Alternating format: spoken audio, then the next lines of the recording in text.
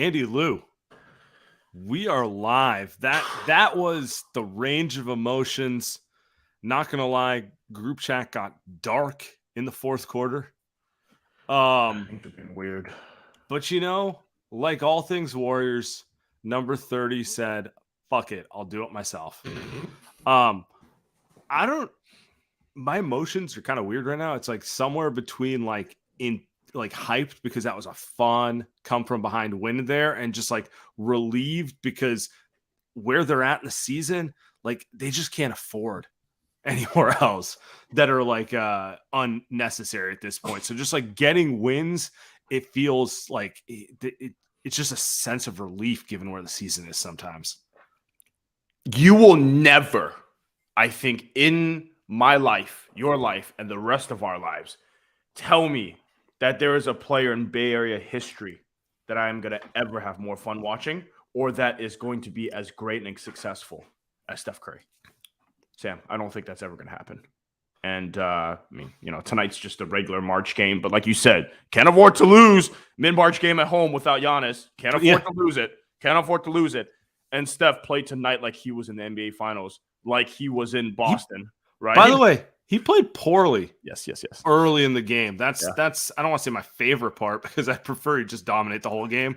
But sometimes it shows a little more character when you play, let's just say, below your standard, and then you're able to pull it out at the end a little there.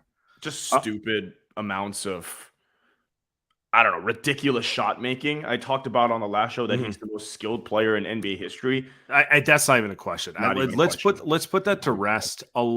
I saw these things circulate the timeline all the time, and I never take the bait anymore because it's just I've been there. It's not 2015 for me, Me too. It's not my first rodeo, but it's like, how many rings would Damian Lillard have won if he was in Steph's place? Yeah. And it's like, I hate doing this because I don't have a negative thing to say about Dame. Like, I like him, but it's just like the framing is always skepticism and not understanding that this guy might actually be one of the 3 or 4 best players of all time and the most skilled player of all time. You know what I'm saying? Like,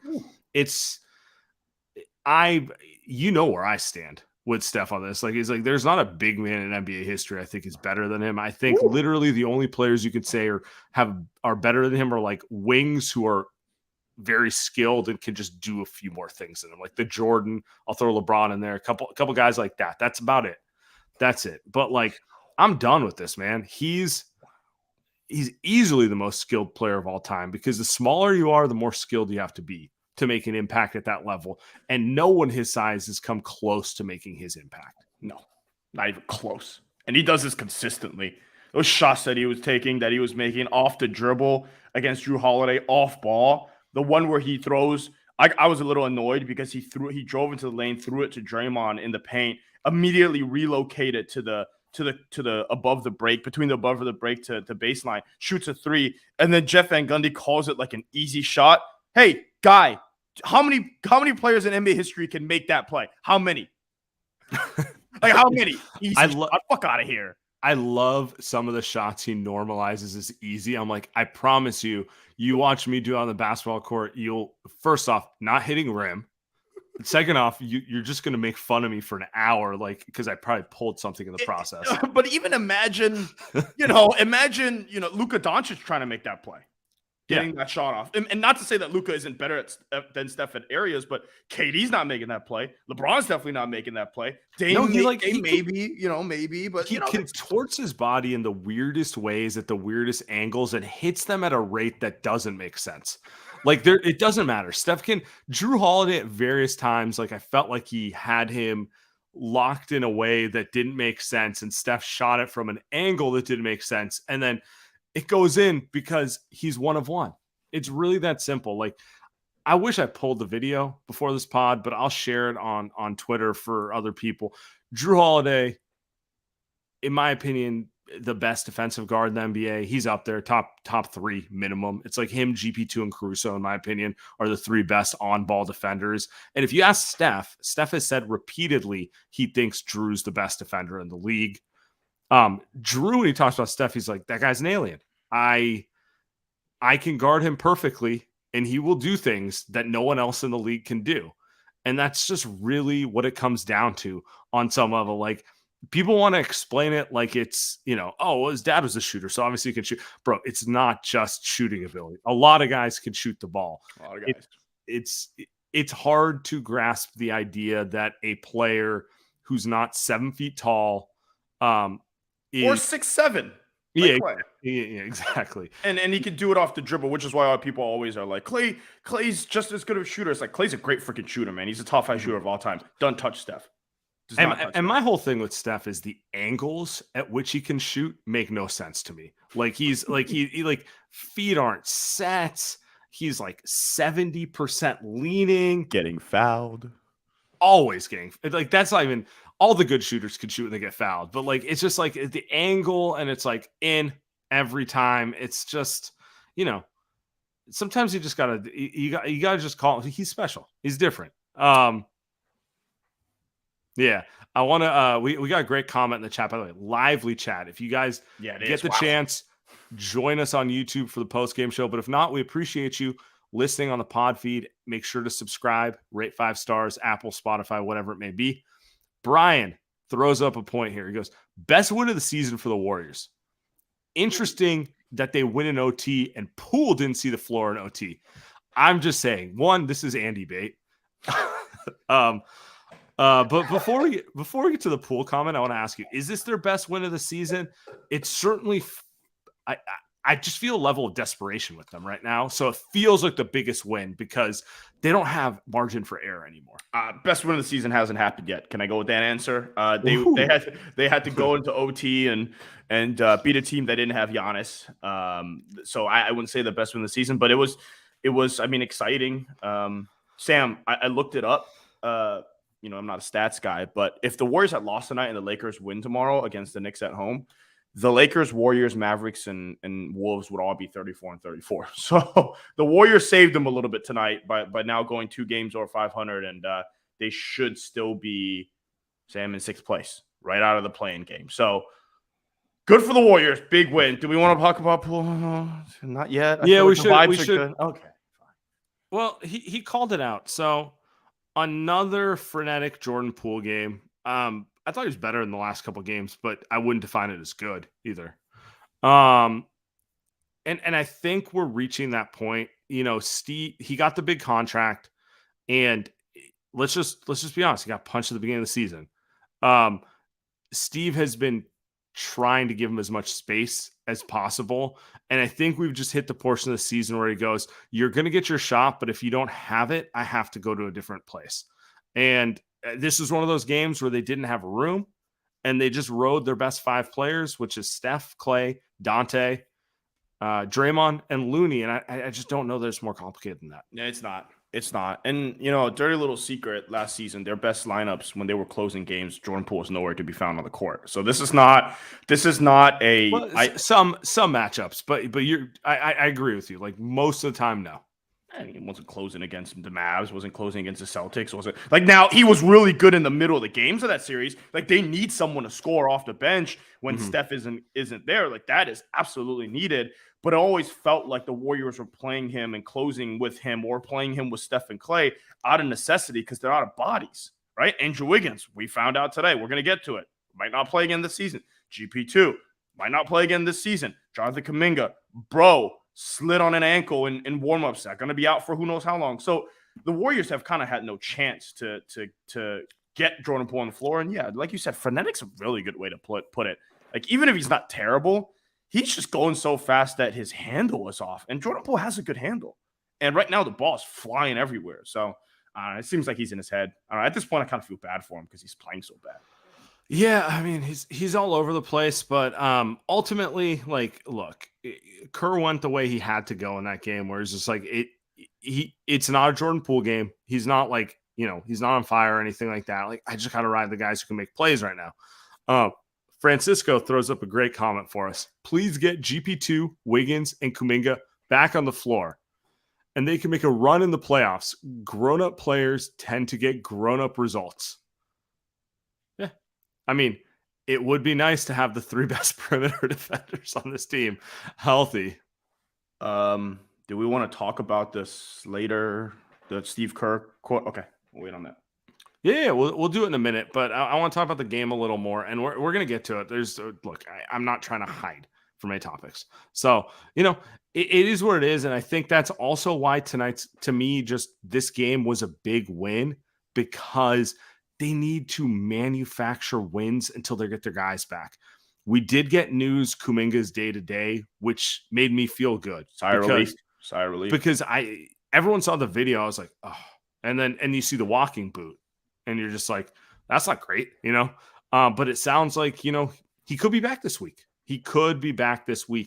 And it is day to day. So, whether that's Monday or next Monday, it's clearly it's not like it's not as bad as the KD situation. Yeah. Which was my concern. Yeah. Day to day is like he could play Monday. If he doesn't play Monday, he'll probably play Wednesday. That's day to day. Like if he's not playing till Friday, that's week to week. You know what I mean? Unless the Warriors just lying to us. So no, good. Good. They need him out there. It's not like Kuminga's been amazing, but you watch games like tonight, you're like, but he's improving, and he does have his moments. That's for sure. By the way, they were playing JaMychal Green out of necessity tonight. Amazing. Yeah, let's get shout out to him. Let's give JaMychal Green a little love. I was gonna lead with that, but the results go well. I was gonna talk JaMychal Green until Steph got on fire. Because JaMychal Green was carrying them in the first half. Finishes today with 18 points, his season high for this team. Woo. And you know what's interesting about JaMychal Green? The dude's been shooting it for about 3 months really well. Like he obviously started the season awful, and I was like, I thought he could shoot the ball. And like those first 2 months he didn't hit. I mean, he might have hit 3 threes in 3 months, something like that, right? He's like at 40+% since he came back from that leg infection in January, and like shooting with confidence. He's not auto, but he can hit those shots. And I think what's interesting to me is expectations are everything. I thought he was more of a defender than he was, and reality is he's kind of closer to like Bobby Portis or Mo Spates, like kind of little heat checky. You know what I'm saying? Keep going. The energy's there. I hate you. Keep going. That was gonna be my great take that I was saving up for this fucking show, and we talk. I mean, I fucking hate you. The cliff notes is we talk too much because I'm actually kind of annoyed. Our minds have melded at some point, but yeah, it's like if you just take him as an energy heat check guy, like it's a lot easier to enjoy him as a player than expecting him to be Otto Porter. That's exactly. I mean, this game especially, it was very much a Mo Spates. Like, it's not my type of player because my type of player is very much a set like Kevon Looney, set screens, play some good defense, right? JaMychal Green is, sometimes he don't even set a screen. He stands in the corner, but dude, he can drill an open shot, and just like Mo Spates, brings a lot of energy. And honestly, if you're not good at certain things, the least you can do is play with some freaking energy off the bench. And that's what JaMychal Green has been doing, which is awesome, dude. Like you can't get annoyed, I think, at someone when they're just playing so damn hard out there and trying their best. And it feels like JaMychal Green's doing that every time. It's really cool. Some of it is like they have to play him. I feel kind of bad for him when he has to guard like a Brook Lopez or something like that. Right. But it's just like a perfect crowd favorite type of guy, man. Like you said, like Bobby Porter's. Bobby Porter's probably like a better version of that archetype, right? But he's right there with the Mo Spates type. And David West was kind of like a hybrid. He was solid, but he could also make an open shot. He was too good for that role. He used to be so good. It's like the auto. I feel like there's a level of being spoiled because like David West is high level. Auto's high level, and David West, at least until his body officially told him he was old, was also high level. Yeah. But like more often than not, veteran minimum. If you get JaMychal Green, that's good because at least he gives you something. It's not his fault that he's not the seventh man in the rotation because he should be a 9th to 10th man who like. Nothing's going, throw him out there. JaMychal gets some he might get hot, like he'll change the energy of a game, that sort of thing. And like don't play him next to Kuminga and Wiseman, which is what they did the first month of the season, right? Like put him in a position to succeed. I've deleted that from my memory. I don't know why. I don't know why I brought that up. Let's keep it moving. Good, great JaMychal Green game. I'm very happy. I'm Yeah, and very happy for him. he's been like sneakily coming into it, and it's more one of those things where like if you're looking for him to be something he isn't, it's unfair. But the other player we didn't talk about is Draymond Green. Draymond, that ankle turn, was it third quarter? I think it was third, right? Yes. He 8 minutes left in the third, came back at the end of the third. Yeah, and it looked bad. But Draymond's, I mean, dude, Draymond's he's gonna have to get a lot of treatment in the offseason. That's where I'm walking away from it. But like, I just kind of want to call it out. Like, he's putting it all out there. It's always pretty, but like, you know, it's kind of he's putting it all out there. You know, his hands wrapped up, his ankles wrapped, his knees wrapped. It's just I gotta at least show a little love and respect for that. The last 5 minutes of that game was tie game. They went down by 8. Then 2 minutes left, they came back. Then in OT, they kind of take the game away, right? And Sam, it made me think in that OT stretch, watching Steph get that weak side block against Drew Holiday to send that game to OT, watching Draymond play his heart out, locking up Brook Lopez, watching Klay Thompson spin move in the post bucket against Drew Holiday. Dude, just watching that made me feel something. Like, it makes you feel something that you don't normally feel as a human being. And I think I guess what I'm trying to say is, as long as those three guys, and we say it many times, are on the same team together, I will believe they can win any single game in series. And tonight was part of that. They're so special, dude. And then you put them next to Kevon Looney, who's a great defender, and Dante DiVincenzo, who's a great just connector guy. Mm-hmm. You hear me say connector. Couple threes, right? Great defense on Drew. Term of the season connector. Great, like good passer, makes all the right plays. Like that's just a really good five. And I don't know, I almost cried, almost teared up a little bit. You know, I'm a little simp. I love those three guys, Draymond, Klay, and Steph. Yeah, I'm gonna put this out there. I mean, a lot of the playoffs are essentially about who's gonna be tougher, who's the bigger motherfucker in the moment, you know? And I mean, how many guys do you trust against the Warriors core to be able to match them in terms of shit gets dirty and uncomfortable and they can fight at that level? And to me, it's like, okay, LeBron James will always get there. And like, I'm not sure. Well, go ahead. Okay. LeBron. Yeah. Giannis. I think I'm going Giannis. Correct. I think I'm going Giannis, especially on this team. I watch this team tonight. I'm like, yeah, that team's going to the finals. And probably KD. Yeah. I think those three guys. Like, those three guys, I would say, can go to war against the Warriors. Everyone else, they can be broken over a best of 7 if the Warriors have everyone healthy and enough stuff going. And like, honestly, between whatever's going on with Wiggins and with Draymond's body and with all this stuff, like, who knows if the Warriors are going to be healthy, but like, you got to feel pretty good about their situation just when you think about that. We got a comment from Eugene here. He asked, was GP2 more of a long-term play to move off of Poole? I disagree. I think they're just two different players. I think GP is a defensive game changer on the perimeter.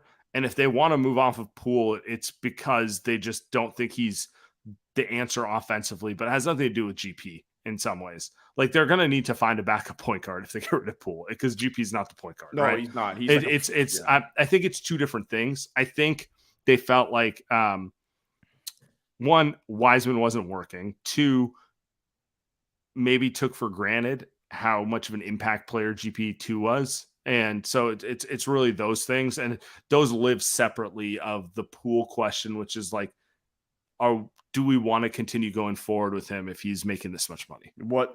What you can get away with GP2 playing the 3-4 role, and then Ty Jerome as the cheap backup point guard, and then trading Poole for a wing that they're like a Wiggins type wing that maybe you can rehabilitate. But that's conversation for another time. Another thought I had real quick about Steph and this core. If the Warriors, and you know, I wouldn't say it's likely that they make the finals with the way that they're playing and uncertainty around the players. But if Steph plays against that Bucks defense, Sam, Brook Lopez is going to get his face blown off. He's not going to be on the floor for long. They're gonna have to find a way to.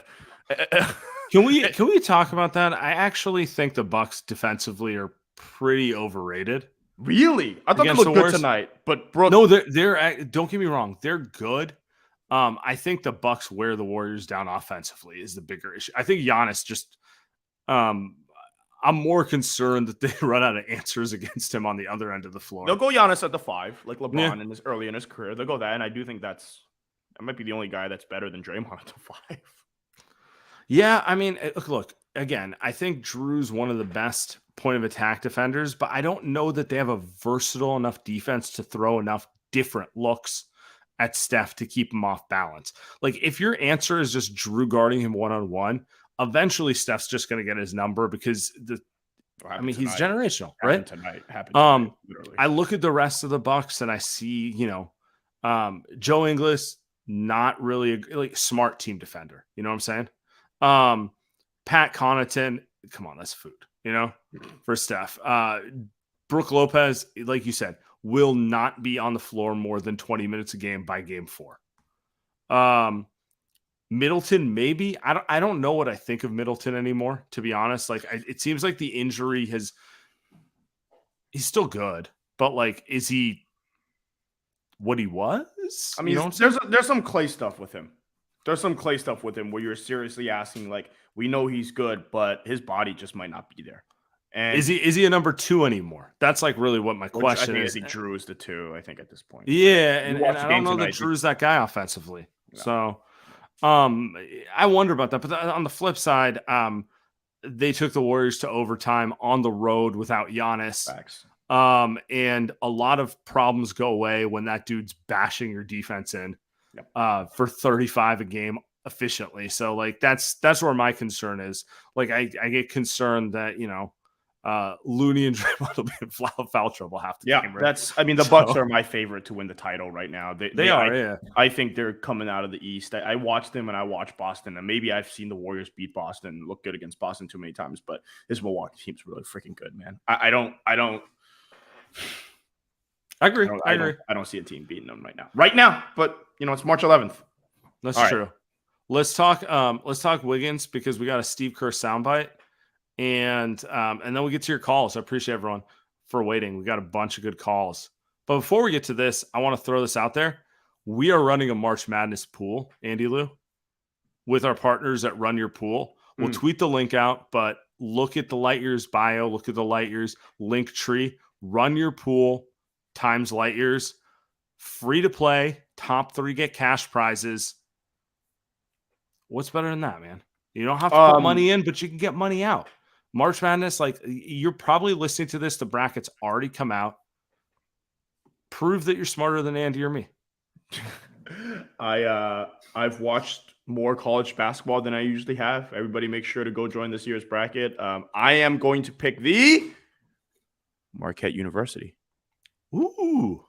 I saw Shaka Smart coaches them. He's one of my favorite coaches when I was watching growing up, so that's my guy.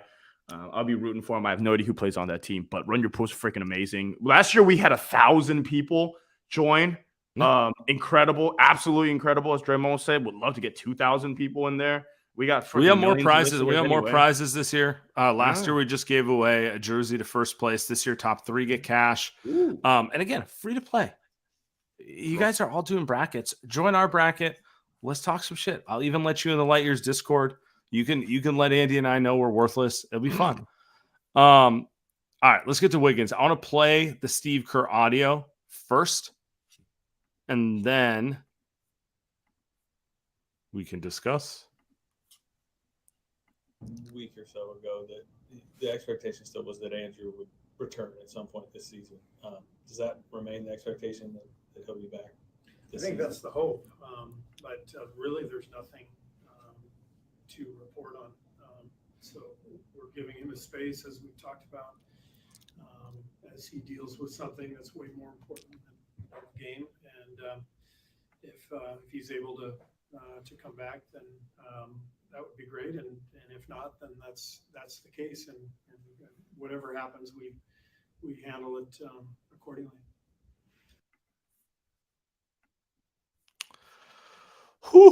Change the tone, my man. Change the tone. Look, I know that we got good vibes because the Warriors won tonight, but that scares me. Yeah. It scares me because, I mean, that doesn't seem good for Wiggins. Like, just take away the Warriors for a second. It doesn't seem good for Wiggins.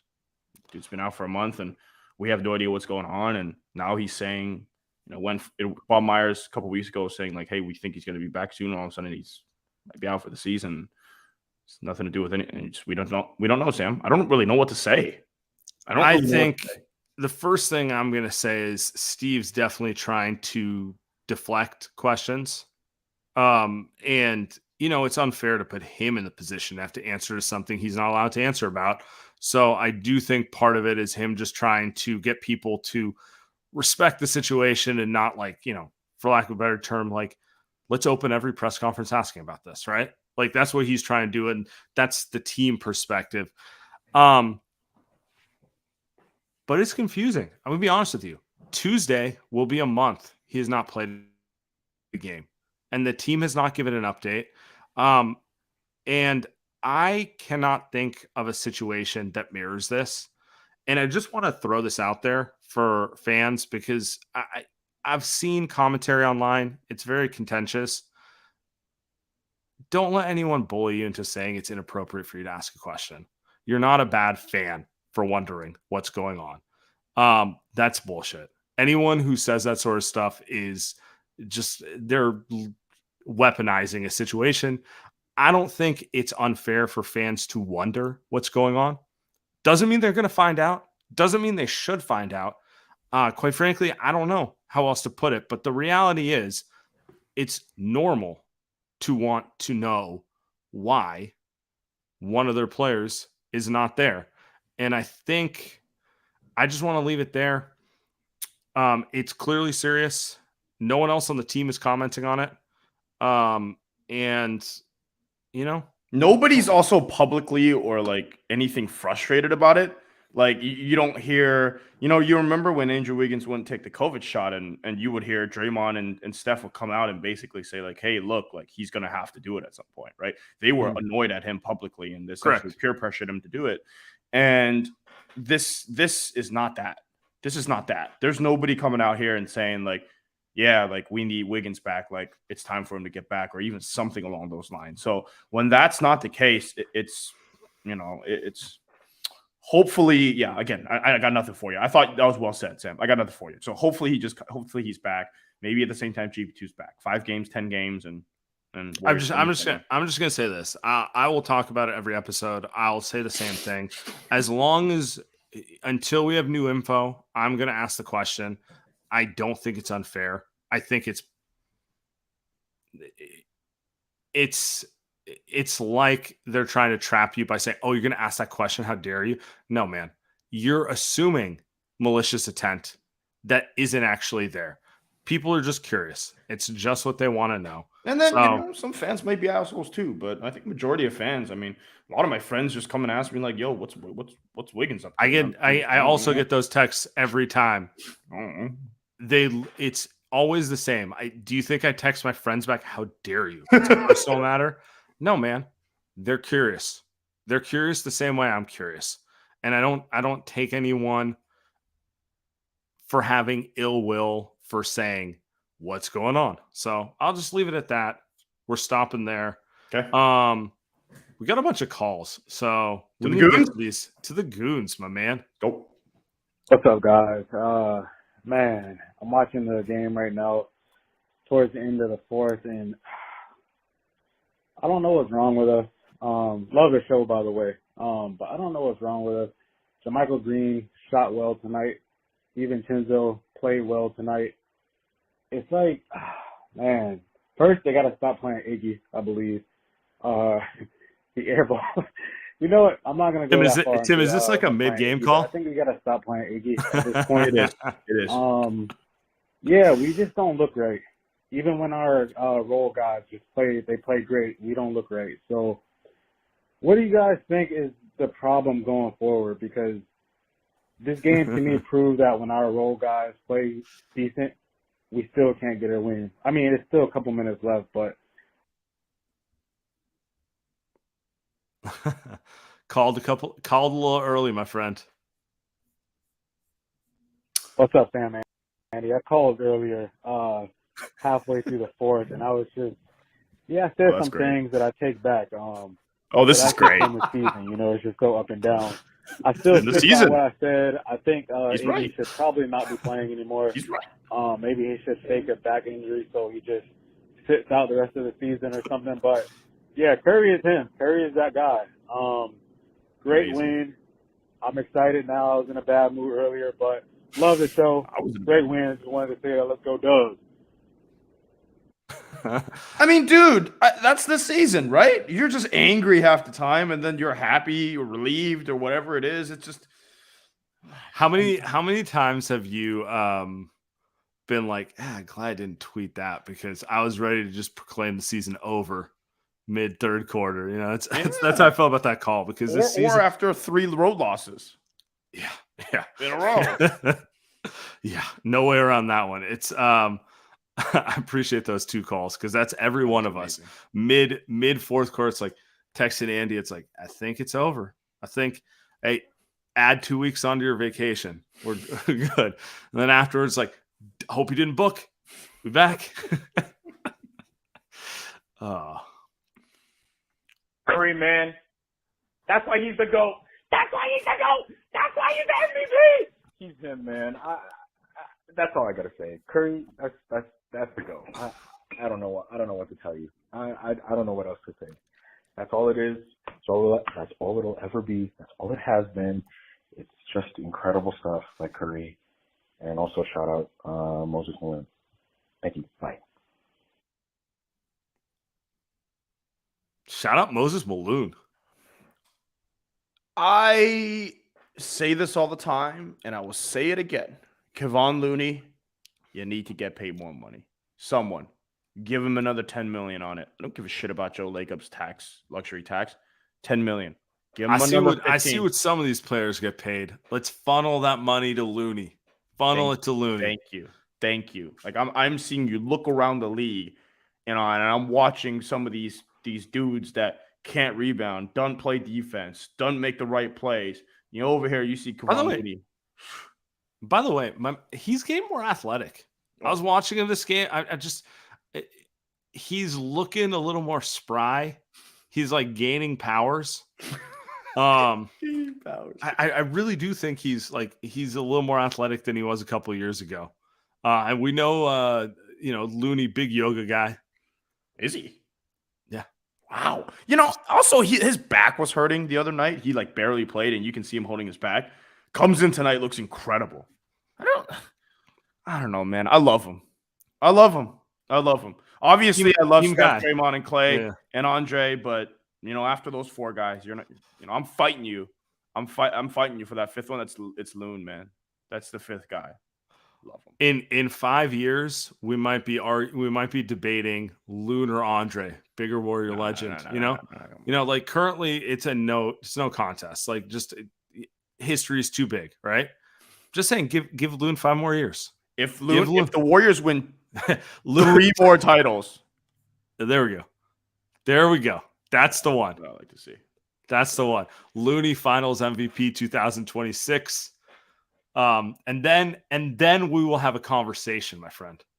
Well, the way that it's done is that Draymond Green isn't on the team anymore, and the team is still fine on defense because of Kevon Looney. Now that would be special. I love him. All right. Let's get the next one. Just one thing quick. If we trade Poole, can we keep DiVincenzo? I'm not ready to say that yet, but boy, DiVincenzo is so good. Everybody's asking this. Sam, yeah. Well, one, if they were to trade Jordan Poole for nothing, they just trade him for cap space, they're still over the tax. So it doesn't really affect their ability to retain Dante.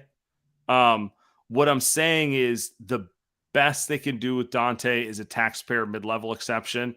So I don't know. That's a 7-ish next year. Is he going to get more in free agency? Probably. It's gonna have to be a labor of love for him to come back because they just don't have mechanisms. I don't know how else to put it. You said it right there. Even if they trade Poole for nothing, and they won't.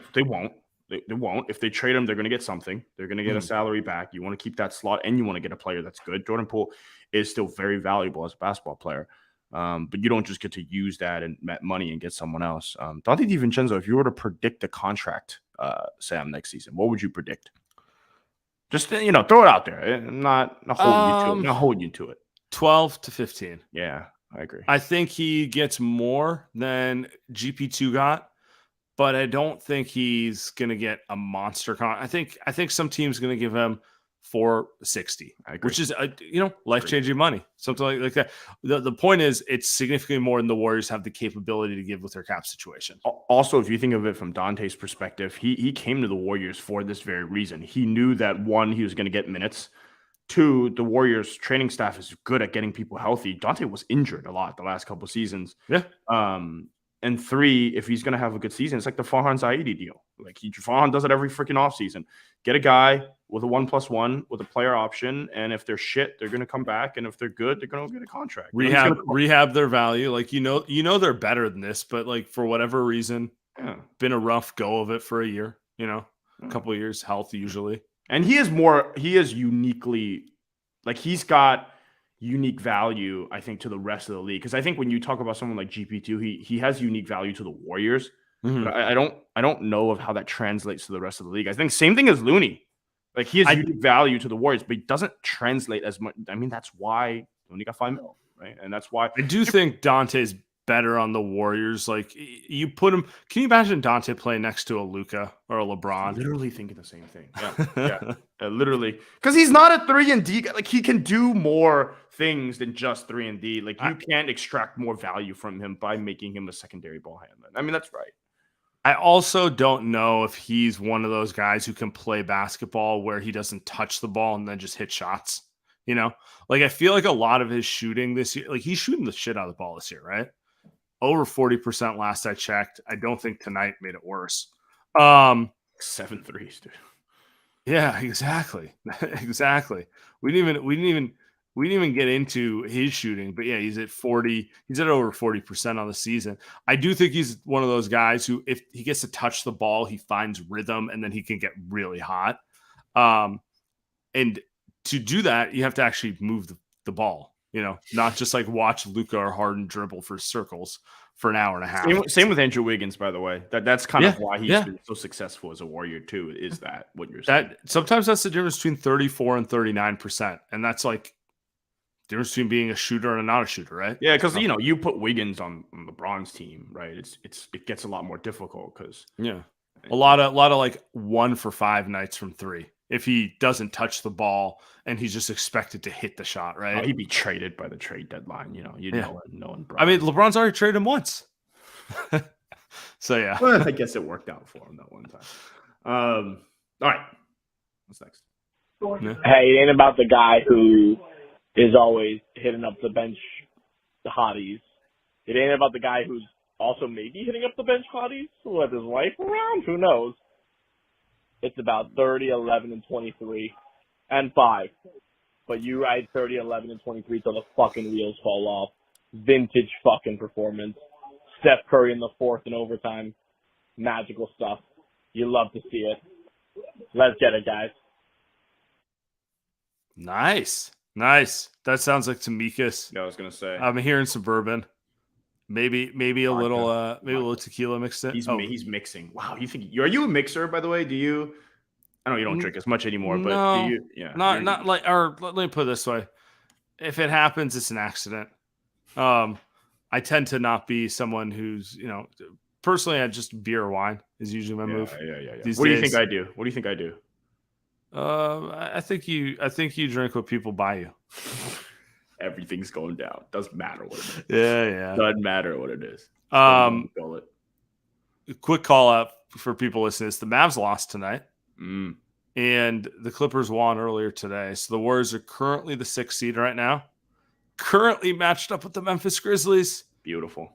None of this matters because everyone's a half game apart. It's going to take tomorrow they could be the 8th seed. I might cry. You know, I got a take for you, by the way, about the Mavs. Quick, 10 seconds. Josh Green and Jaden Hardy both way over 21 and 22 points, I believe, tonight with Kyrie and Luka out. Just saying, man. Just saying, Luka. Like Jalen Brunson looks like one of the best point guards in the NBA. No longer under Luka's reign. I like me some Luka, but that type of basketball, unless you're LeBron James, it's really hard to get over the hump. That's it. That's it for me. It's my Mavs take.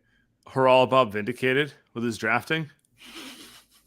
Maybe they got some players there who are just a little typecast. Right? I kind of like Josh Green. Like he's good. Yeah. Ben Hardy's young. Who knows? But I'm with you. He's a little feistier than he gets credit for. Athletic, could be a 3-and-D with a little bounce. Anyway, we're not talking Mavs. Just I wanted to shit on. We're in the Josh Green portion of the podcast. Let's get to the next one, Tim. Bruh, Steph is still him.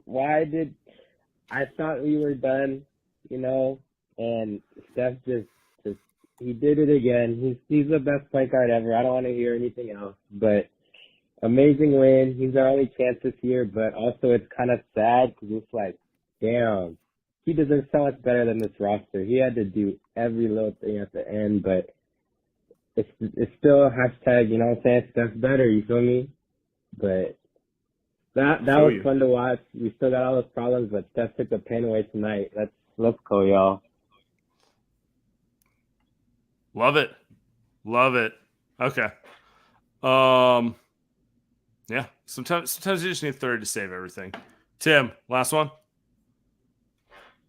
How do you watch Steph do this 99 and you still want to find ways to move on from this era? Like, how does Joe Lacob watch Steph Curry and his squad, Draymond Green, Klay Thompson, do this 99 and they still want to find ways to move on from probably the greatest era we'll ever see from the Golden State Warriors? Probably the greatest era of this earth ever, and they still want to replace those dudes. All right. Why? Like, please. All right. Enough. I've had enough with the Joe Lacob slander. Oh, you have? I'm pro Joe. I'm not pro Joe. I texted you this morning. I was on my way into the city. I turn on and I was wondering why you're so mad. Yeah, I was really. It's raining and just fucking. Anyway, I open my Twitter account and just all I see is just doomsday. And look, Warriors aren't having a good season. Let's be clear, they're not having a good season. But Steph was amazing tonight. He was amazing tonight. So I'm gonna enjoy this one. I am gonna be mad about the Warriors again in Phoenix when they're down 15 to the Suns at home without KD. But Steph, Sam, is he the greatest point guard that you've ever seen in your life? Can we end there with that take? Is he the greatest? Because you've watched. Correct. Yeah. Okay. Correct. This is not. First off, that was backhanded to make me feel old. I've never seen magic. I know you have. That was 80s. Yeah, that was a little aggressive. Stop. What I was gonna say is, yes, Steph's the best, and you know what? Look, man, they traded their prized pupil for GP2. They may talk a lot about the two timelines and their, love of the kids, but their actions dictate that they're all in. And maybe I don't agree with every decision, but, a team who's ready to move off of this era wouldn't have done that.